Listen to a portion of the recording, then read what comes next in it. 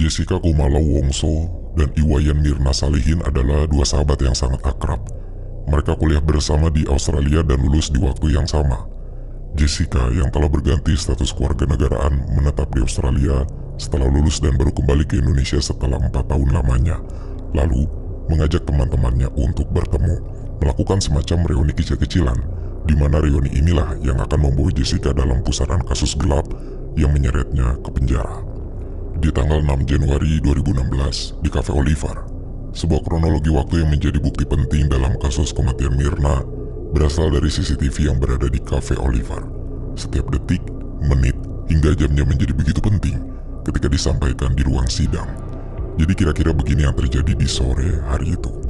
Pada jam 15.30, setelah melakukan janjian di grup chat dengan teman-temannya, yakni Mirna, Henny, dan Vera, terlihat Jessica tiba lebih dulu di Cafe Oliver, melakukan reservasi dengan dilayani oleh seorang resepsionis bernama Cindy, dan sempat melihat sebentar ke lorong sebelum kemudian berbalik. Di jam 15:32, Jessica terlihat membuka HP-nya, mengabari teman-temannya di grup bahwa dia sudah sampai, dan kemudian terlihat Jessica keluar dari Cafe Oliver. Setelah berbelanja, waktu menunjukkan 16:14 ketika Jessica kembali ke Cafe Oliver dengan membawa 3 paper bag di tangan kanan berisi bingkisan untuk teman-temannya dan membawa tasnya di tangan kiri. Dia diantar ke meja nomor 54 didampingi oleh resepsionis. Resepsionis itu tidak lama kemudian kembali membawa buku menu. Tercatat di CCTV bahwa itu adalah jam 16:15. Jessica terlihat membaca menu dan memesan minuman, 2 koktail, serta segelas es kopi Vietnam. Koktail untuknya dan Henny, es kopi untuk Mirna.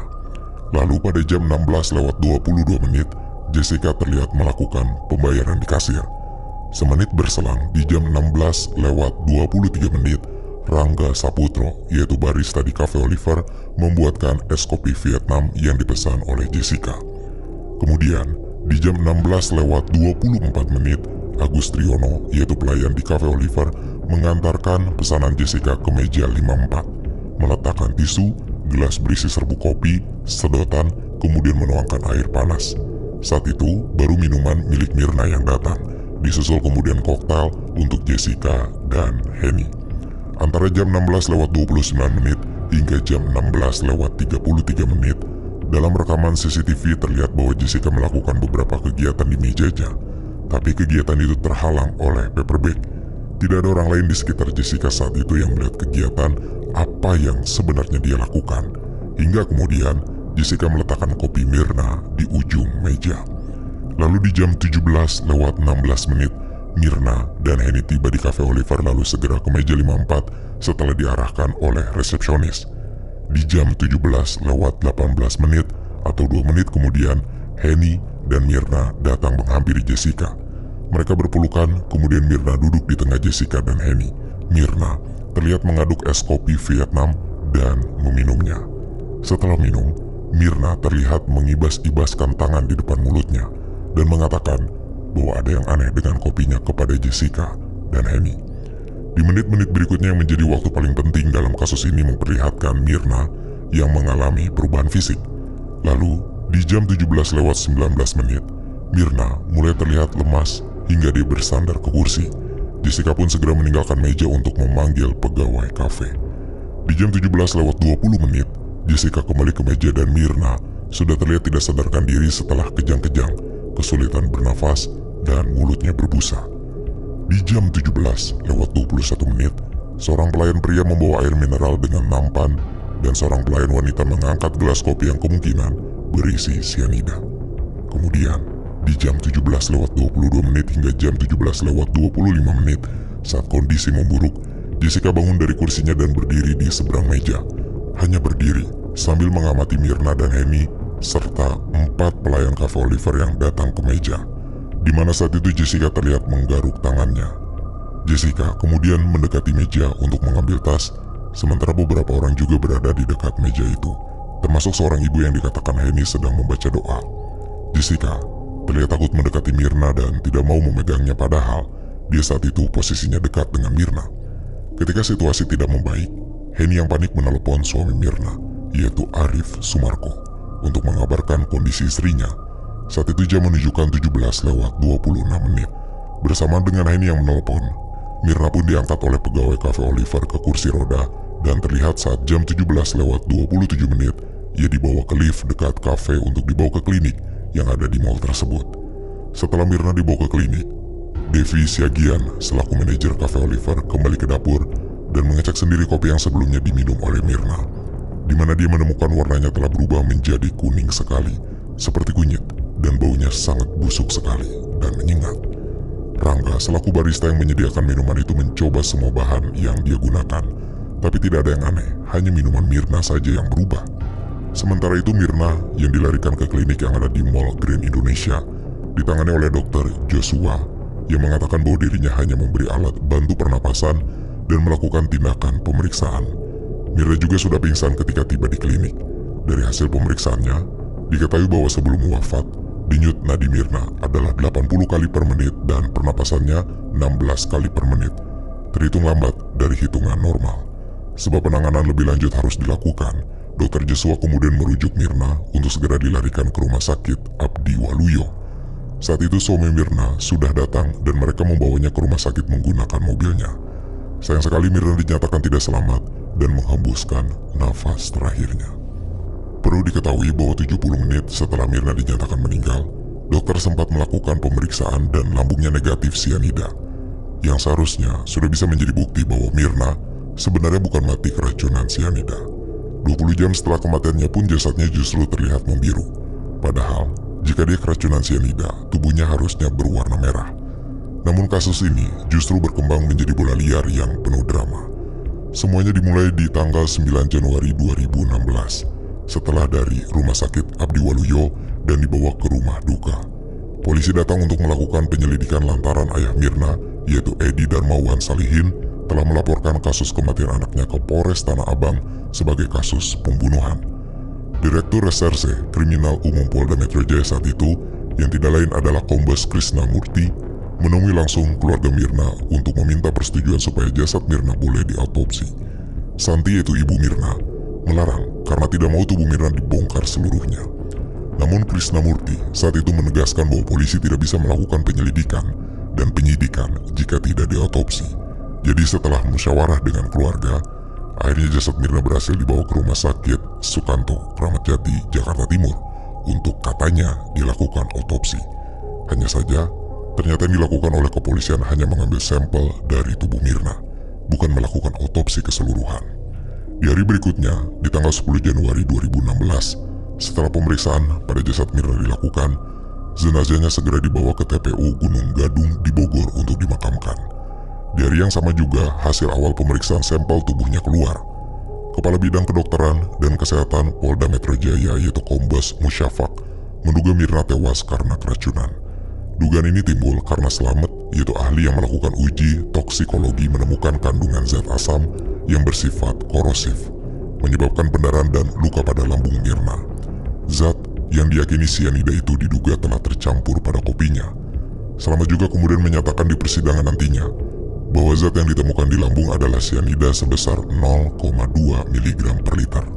Tapi sebenarnya dosis ini sangatlah kecil, bahkan jika dibandingkan dengan biji apel, maka kandungan sianidanya masih lebih besar biji apel, yaitu sekitar 0,6 mg.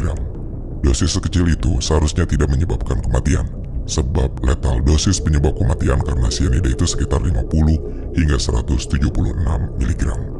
Pada Senin pagi, tertanggal 11 Januari 2016, polisi melakukan pra-rekonstruksi di Cafe Oliver untuk melihat gambaran apa yang sebenarnya terjadi semenjak Jessica datang hingga Mirna dibawa ke klinik di Grand Indonesia. Dalam pra-rekonstruksi ini, Jessica dan Henny hadir untuk memeragakan ulang kejadian di hari kematian Mirna. Lalu di tanggal 18 Januari 2016, polisi meningkatkan penanganan kasus Mirna dari penyelidikan menjadi penyidikan. Peningkatan status tersebut karena diduga ada tindak pembunuhan dalam kematian Mirna. Tapi, polisi belum menetapkan tersangka. Memasuki tanggal 19 Januari 2016, Jessica dipanggil oleh penyidik untuk diperiksa. Dia datang di jam 1:30 siang bersama kuasa hukumnya, yaitu Yudi Wibowo Sukinto, yang anehnya tidak diizinkan mendampingi Jessica saat pemeriksaan berlangsung. Jessica baru selesai menjalani pemeriksaannya di jam 9 malam. Pemeriksaan itu tidak selesai begitu saja. Di keesokan harinya lagi, pada 20 Januari 2016, Jessica kembali dipanggil oleh penyidik untuk kepentingan pemeriksaan karena pada pemeriksaan sebelumnya, Jessica beralasan lelah. Di jam 2 siang, Jessica diperiksa oleh psikiater. Yudi tidak diizinkan mendampingi. Pemeriksaan pun selesai di jam 19:50. Pada tanggal 21 Januari 2016, keluarga Mirna antara lain ayahnya yaitu Edi Darmawan Salihin, kembarannya Sandy Salihin, dan suami Mirna yaitu Arif Sumarko diperiksa oleh penyidik di siang hari dan keluar saat sore hari. Berikutnya di tanggal 25 Januari 2016, Henny diperiksa penyidik dari pagi hingga malam. Setelah segenap berkas terkumpul, di tanggal 26 Januari 2016, berkas kasus Mirna diajukan ke Kejaksaan Tinggi DKI Jakarta oleh penyidik Kejaksa Penuntut Umum atau JPU. Tertanggal 27 Januari 2016, Jessica bersama kuasa hukumnya mendatangi Komnas HAM untuk mengadukan perilaku polisi terhadap dirinya dan keluarga yang sangat kasar saat menjemput Jessica pertama kali dan berbicara kasar lewat telepon pada keluarga Jessica. 2 hari berselang, tertanggal 29 Januari 2016, penyidik yang telah selesai melakukan gelar perkara menetapkan Jessica sebagai tersangka pembunuhan Mirna dengan dugaan menaruh racun cyanida pada kopi Mirna. Lalu di Sabtu pagi, pada tanggal 30 Januari 2016, ini 24 hari setelah kematian Mirna, akhirnya Jessica ditangkap penyidik di salah satu hotel yang ada di kawasan Mangga 2, Jakarta Utara. Saat itu Jessica sedang bersama keluarganya. Setelah penangkapan Jessica pada tanggal 7 Februari 2016, Polda Metro Jaya menggelar reka adegan pembunuhan Mirna yang dipimpin langsung oleh Kombes Krisnamurti, tapi Jessica sempat menolak untuk mengikuti adegan rekonstruksi versi polisi. Sepanjang bulan Februari hingga awal Juni, terjadi berbagai masalah terkait sidang pra-peradilan yang diajukan pihak Jessica.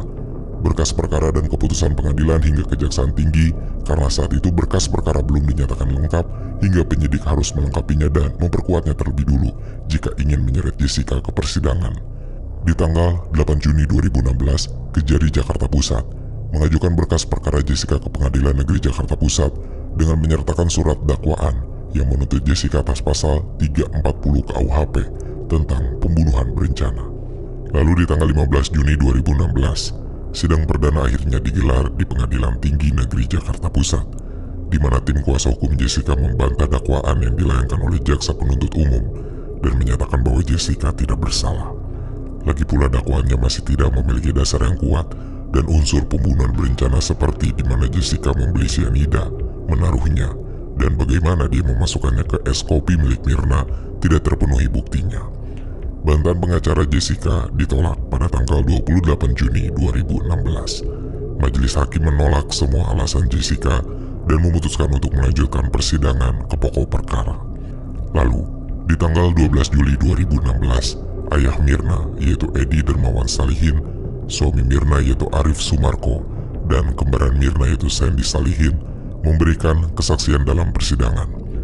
Dalam kesaksiannya, Edi Darmawan menyebut dirinya meminta dokter untuk mengambil cairan dari perut Mirna.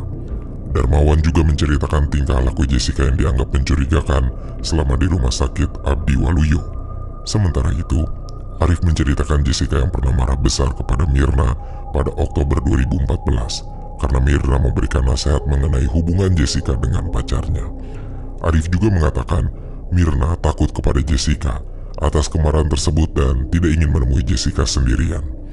Kemudian, Sandy mengungkapkan bahwa Jessica sempat mengirimkan artikel berita tentang es kopi Vietnam beracun kepadanya setelah Mirna meninggal. Sandy merasa Jessica mengarahkannya untuk beranggapan bahwa es kopi Vietnam menjadi penyebab kematian Mirna. Lalu di keesokan harinya, tertanggal 13 Juli 2016, Hani bersaksi dengan menceritakan kondisi Mirna setelah minum kopi. Hani menyebut Mirna mengatakan minuman tersebut tidak enak dan meminta Hani mencicipinya. Hani juga menyatakan Jessica sempat sesak nafas dan mengucapkan "I'm sorry" saat mengetahui Mirna meninggal. Seminggu kemudian, 3 pegawai Cafe Oliver dihadirkan sebagai saksi persidangan pada tanggal 20 Juli 2016. Pegawai tersebut adalah Aprilia Cindy Cornelia selaku resepsionis, serta Marlon Alex Napitupulu dan Agus Triono selaku pelayan. Dalam kesaksian mereka, Jessica tidak pernah memilih duduk di meja nomor 54. Itu adalah satu-satunya meja yang kosong dan tersedia, sehingga dia menempati meja tersebut. Namun anehnya, Jessica langsung membayar pesanannya yang sebenarnya sangat tidak biasa dilakukan pembeli lain. Kesaksian pegawai Cafe Oliver masih terus berlanjut selama beberapa kali persidangan. Dalam kesaksian mereka, termasuk kesaksian Devi, manajer Cafe Oliver, belum ada satupun yang bersaksi melihat Jessica memasukkan cyanida ke dalam es kopi Vietnam. Namun, mereka menyebut bahwa Jessica tidak menolong Myrna saat kejang-kejang seusai meminum es kopi yang diketahui berubah warna menjadi kuning kunyit dan berbau menyengat. Sejumlah saksi-saksi ahli juga dihadirkan oleh dua kubu, jaksa penuntut umum dan pengacara Jessica, untuk mempertahankan argumen mereka masing-masing di hadapan majelis hakim tentang bersalah atau tidaknya Jessica atas kematian Myrna. Setelah persidangan berlarut-larut yang penuh drama dan berjalan 10 bulan lamanya, Jessica akhirnya dinyatakan bersalah dan bertanggung jawab dalam kasus pembunuhan Iwayan Myrna Salihin. Dakwaan yang ditudingkan kepadanya dalam pasal 340 KUHP membuat Jessica dihukum selama 20 tahun penjara, hukuman minimal yang bisa didapatkan olehnya. Pengacara Jessica sempat melakukan opsi banding setelahnya, tapi deretan upaya banding yang mereka lakukan tidak membuahkan hasil. Sepanjang kasus ini masih menjadi perhatian publik, pasti kasusnya tidak akan terlepas dari rumor, desas-desus, isu miring, teori konspirasi, dan dugaan-dugaan yang mesti tanpa bukti yang kuat. Kasus kopi cyanida yang menjerat Jessica pun begitu. Setidaknya ada 3 teori yang saat itu berkembang di publik. Pertama adalah teori bahwa Jessica dan Myrna sebelumnya adalah pasangan lesbian. Lalu Jessica sakit hati dan cemburu lantaran Myrna menikah dengan Arif Sumarko. Akhirnya ia membunuh Myrna. Teori yang kedua, ayah Myrna adalah dalang dibalik kematian putrinya sendiri karena ingin mengklaim asuransi kematian Myrna yang nominalnya sangat fantastis, yaitu 68 miliar. Dan dalam teori ini juga beredar keyakinan bahwa Arif Sumarko terlibat dalam kematian istrinya. Teori yang ketiga,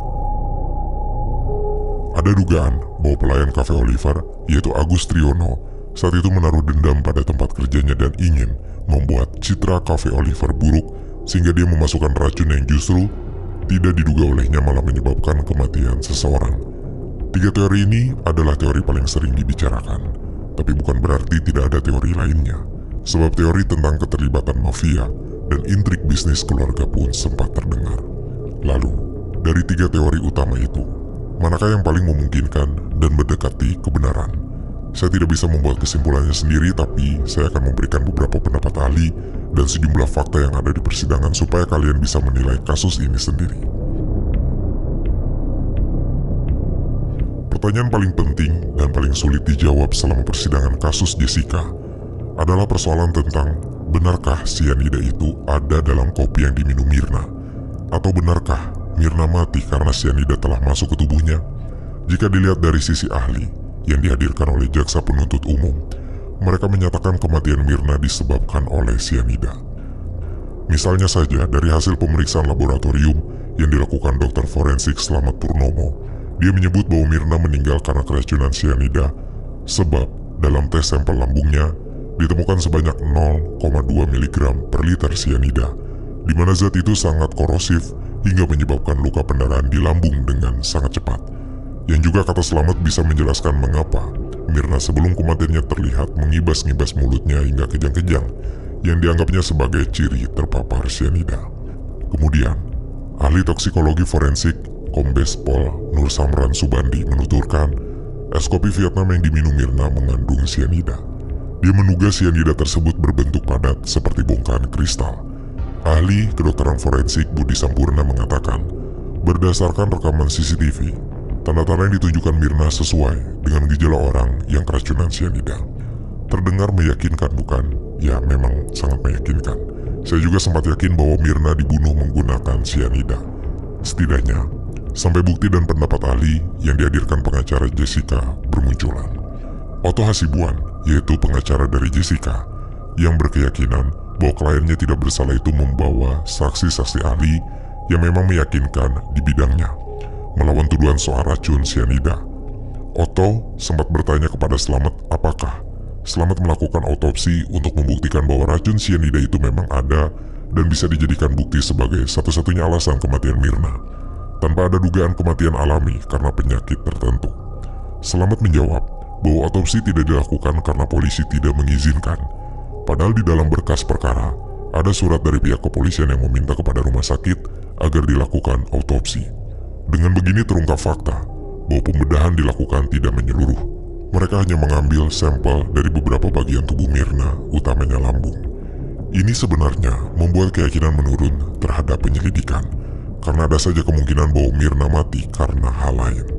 Jaja Surya Atmaja, yaitu seorang ahli patologi forensik RSCM sekaligus dokter DNA pertama di Indonesia, yang dihadirkan oleh Otto untuk menjelaskan argumen berdasarkan keilmuannya, mengatakan bahwa jika jasad tidak dibongkar seluruhnya, maka tidak ada yang tahu penyebab kematian sebenarnya, dan itu adalah sebuah dogma di forensik yang tidak bisa dibantah.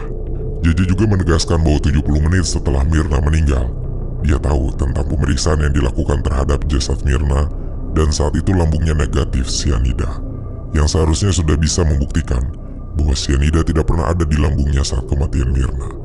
Sianida merupakan salah satu dari 10 zat paling beracun di dunia. Sianida tidak bisa dengan mudah didapatkan oleh sembarang orang saking berbahayanya. Zat ini bisa menghentikan sel-sel tubuh mendapatkan oksigen yang mereka butuhkan, dan oksigen yang tidak terpakai akan membanjiri aliran darah, membuat kulit berubah menjadi merah ceri.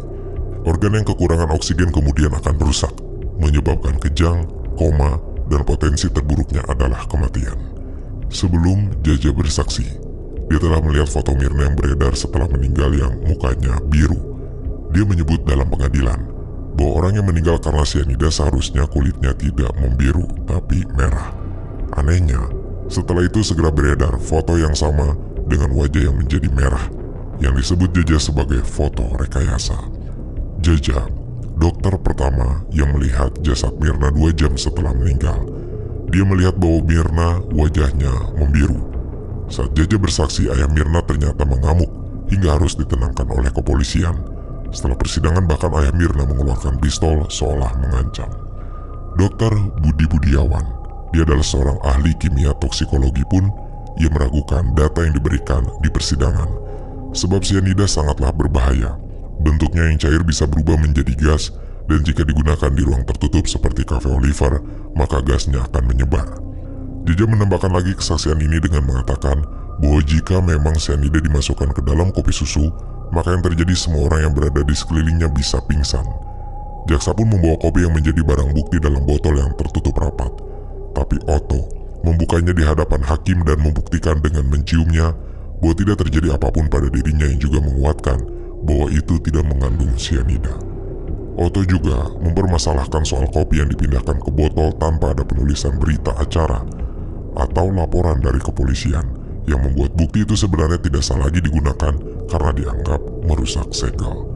Lebih jauh lagi, Otto juga menghadirkan Beng Beng Ong, yaitu seorang ahli patologi forensik dari Australia, yang menyatakan di persidangan bahwa tidak ada bukti bahwa Mirna mati akibat sianida. Mereka seharusnya bisa mempertimbangkan penyebab lain atas kematiannya, seperti misalnya penyakit alami. Beng Beng Ong juga menjelaskan bahwa 0,2 mg sianida dalam lambung Mirna yang ditemukan beberapa hari setelah kematian bisa jadi karena proses alami pasca kematian yang terjadi pada mayat. Sayangnya, kesaksian ini membuat Beng Beng Ong diperlakukan tidak adil. Dia pun dideportasi ke Australia dan dicekal masuk ke Indonesia selama 6 bulan karena jaksa melaporkannya melakukan pelanggaran imigrasi. Beng Beng Ong harus dideportasi dan dicekal masuk ke Indonesia selama 6 bulan. Namun tidak henti sampai di situ. Berbagai saksi lainnya masih dipanggil oleh Otto yang menguatkan argumennya bahwa Mirna tidak tewas karena sianida, melainkan karena faktor lain yang tidak bisa mereka ketahui kecuali lewat jalan otopsi. Semua bukti yang mengarah ke Jessica sebenarnya masih perlu dipertanyakan. Bahkan bukti CCTV sebagai bukti paling kuat dalam persidangan ini, dan pendapat ahli yang dihadirkan jaksa penuntut umum. Pertanyaan-pertanyaan yang menghubungkan kondisi psikologis Jessica juga cenderung menghakimi. Seperti ada yang bilang dia psikopat narsistik, punya potensi menyakiti orang lain, cerdas tapi licik, dan sebagainya. Tapi bagaimana jika bukan Jessica pelakunya? Bagaimana jika dia hanya kambing hitam saja dari sesuatu yang ada di balik kematian sahabatnya sendiri? Ahli digital forensik yaitu Rismond Hasiholan Sianipar yang dihadirkan tim kuasa hukum Jessica mengatakan bukti rekam CCTV Oliver telah dimodifikasi sehingga hasil analisis dari rekaman CCTV tersebut dinilai tidak bisa dipertanggungjawabkan.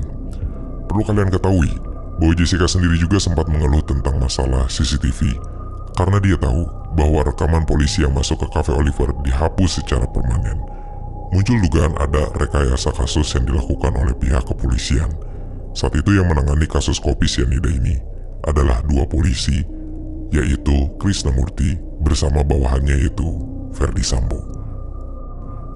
Reja Indragiri, seorang saksi ahli dan psikolog yang juga memberi pernyataan tentang Jessica sebagai orang yang tidak bersalah, menyebut ada pihak tertentu yang hingga saat ini meminta berhenti bicara dan pihak tersebut juga pernah berupaya memasukkan uang ke dalam tasnya sebagai uang sogokan.